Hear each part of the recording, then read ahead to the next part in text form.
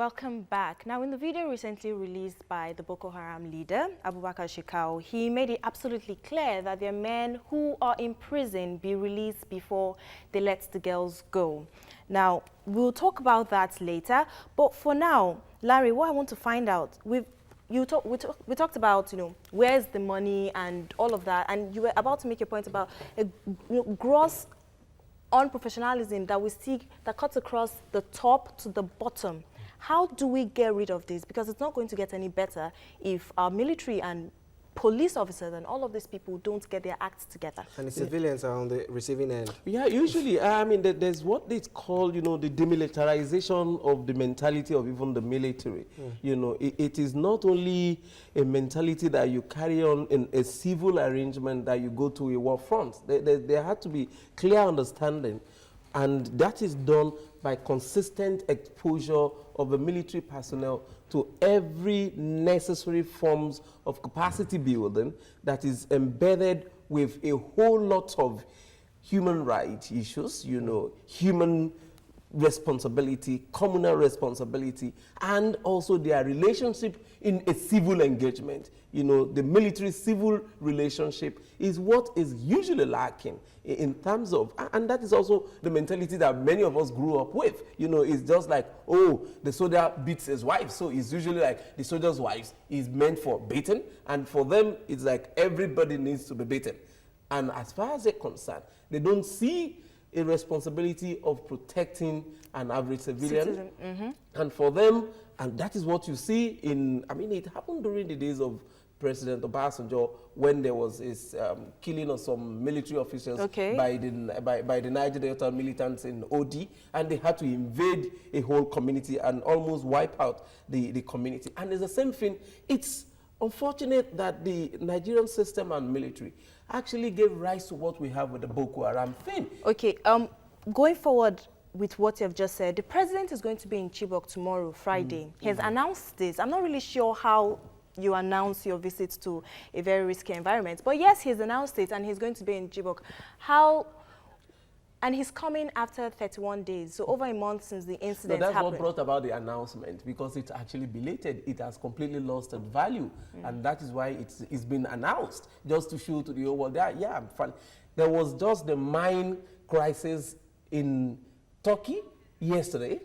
Within a spate of 12 hours, the Prime Minister of Turkey was already in that community where that thing happened. So you're talking about where over 276 kids were abducted in a part, and there was no risk to the president. For goodness sake, even an ordinary governor still lives in that state. Okay. Councillors and chairmen are still living in that place. So the president is moving with the paraphernalia of the state. So the president can afford, and that is one of the things that amuses some of us. There's nothing that stops a serious government to have even relocated the seat of government to Borno on the Adamawa state. Okay, let's get Mausi. I'm sure Mausi will want to react to this. Mausi, please react to this. The president is going to be in Chibok tomorrow. What do you have to say? I think essentially it would be a confidence-building move. There's been complaints and murmurs from members of the public, and also, I guess, from partner countries who have asked questions. And I guess it must be rather embarrassing for the government and for the president not to have visited the place until now. What we understand is that he's on his way to Paris to attend a meeting which he asked the French government to help set up with the Nigeria's francophone speaking neighbors, Cameroon, Chad, Niger, and Benin, where some of these attacks are launched from and where some of the camps of Boko Haram are said to be located. And so I think that it is important for him to make that stop, even if it's just for morality's sake, and as a leader to show leadership and encourage the people on the ground that he is in solidarity with them and what they have gone through. It's coming late, but I think it's better late than never. Okay, so better late than never. What does the online community have to say about this? A lot as usual. Now, our very first tweet just came in from Mavix Emanuela, and she says, Mr. President, please do everything possible to bring our girls back, because if you were in that position, you will not sleep. I bet he won't. And Isa Aliyu is saying that our military is a total failure. After a ₦1 trillion allocation, yet we seek white man's help. I guess I'll go back to what Larry has been battering on. And Aaron Nabena says, I think the government should negotiate to bring back those girls. We are talking about people's lives. Aha. Now that brings me to my next question. What are your thoughts on the federal government saying no to negotiation? In quote, we cannot negotiate with terrorists. No, I think that, there are lots of deceit in that. And I listened to the statements by Ruben Abati saying they are not going to pay ransom. I mean, nobody is talking about even paying ransom.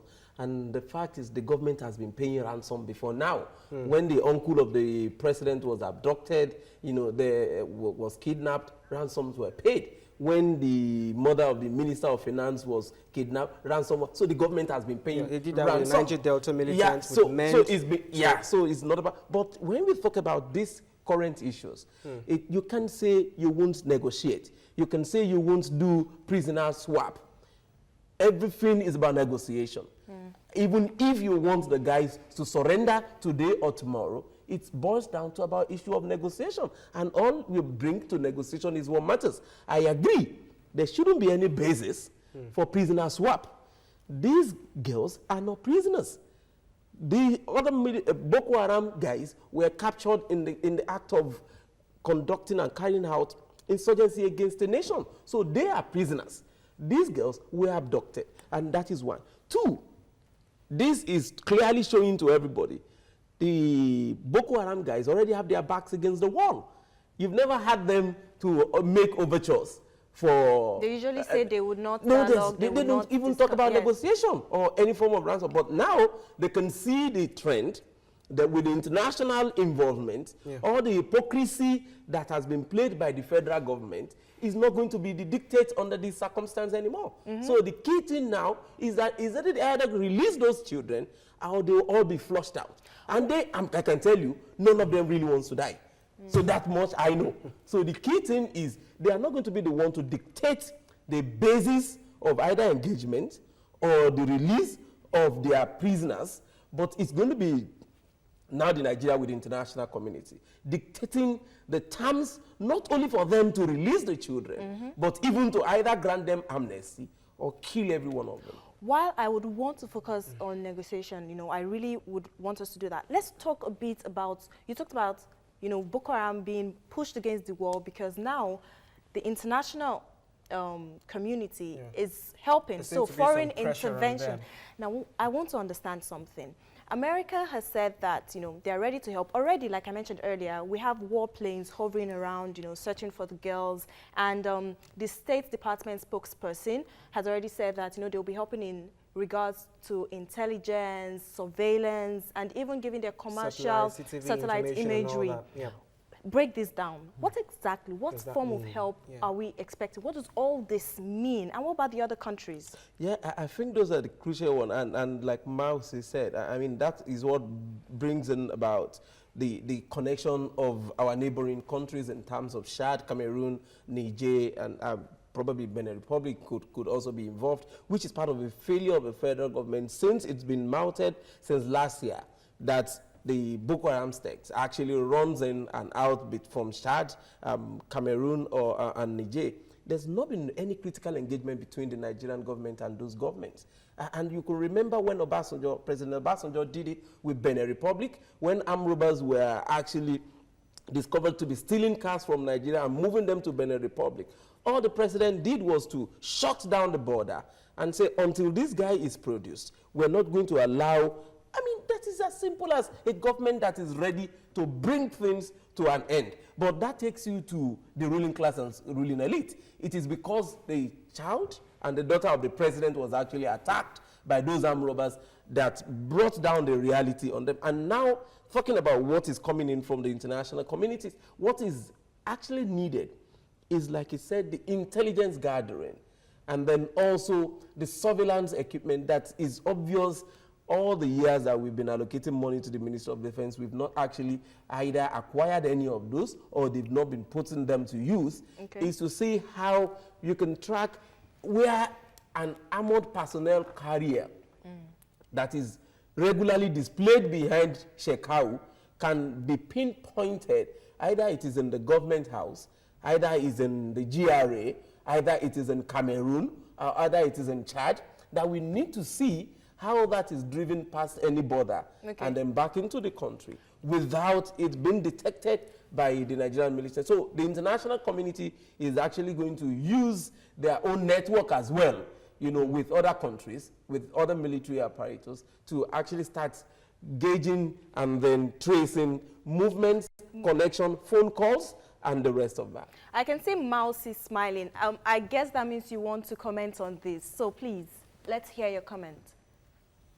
Yeah, I mean, just to say really that the primary obligation to rescue and to protect the residents of Northeast Nigeria, of Adamawa, Yobe, and Borno states lies squarely with the Nigerian government. It's not a responsibility that it can abdicate because foreign assistance has finally been accepted by the government. It had rejected it up until now, and yet has been totally ineffectual in containing the insurgency. But part of it is that where this help is coming, yes, intelligence is needed, yes, surveillance is needed. And I think that many of these countries, especially the US and the UK, has been very firm in saying that they were not going to put boots on the ground. They're not going to send soldiers to go fight Boko Haram. But I think that it is important that, because it's clear that Nigeria needs the help, to have military operational advisors. It's one thing for you to give intelligence and give surveillance, but how to translate that information into effective action. I think that Nigeria lacks that particular skill, and there might be need for them to also supply advisors who would give assistance in operational terms, in terms of tactics and all of that, to assist the Nigerian security forces. And also, of particular interest to us as Human Rights Watch is that because I know that the US military and the US government have their own laws that does not permit violation of human rights while assisting foreign military forces. It's important that that caution be made very clear, that there would be no room for violating the rights of residents, or accidentally, as they say, accidentally killing civilians in the process of trying to rescue these girls. I think these are things that we must continue to happen and press on them. The impunity and lack of accountability that has gone into the deaths of hundreds of people from Borno State, from Yobe State, who have been arrested and detained and disappeared by security forces over the course of the 5 years insurgency, must come to an end. And this is a great opportunity for us to do that. Okay, and on this note, we'll go on another break, and when we come back, we'll still keep talking.